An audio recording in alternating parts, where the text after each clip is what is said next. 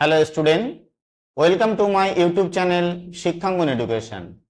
আমার প্রিয় শিক্ষার্থী ভাই বোন ও পরিবার পরিজনকে স্বাগত জানাই। তোমরা যারা 2025 সালে মাধ্যমিক পরীক্ষা দেবে তাদের জন্য সিন্ধু তীরে থেকে কিছু গুরুত্বপূর্ণ রচনাধর্মী প্রশ্নের সাজেশন দিচ্ছি। প্রত্যেকটা প্রশ্ন তোমরা এখন থেকে প্র্যাকটিস করো, যা তোমাদের পরীক্ষায় সহযোগিতা করবে। প্রশ্নগুলো খাতায় লিখে নাও। প্রথম প্রশ্ন,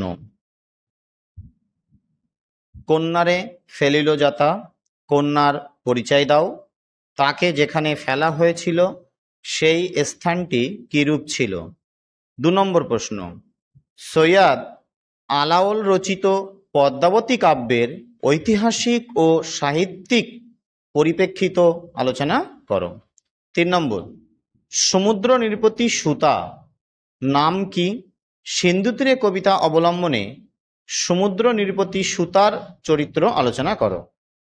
4 নম্বর, তথা কন্যা থাকে সর্বক্ষণ, কোন কন্যার কথা বলা হয়েছে? কন্যা কোথায় এবং কেন সর্বক্ষণ থাকে? 5 নম্বর প্রশ্ন, পঞ্চকন্যা পাইল চেতনা, পঞ্চকন্যা কাদের বলা হয়েছে?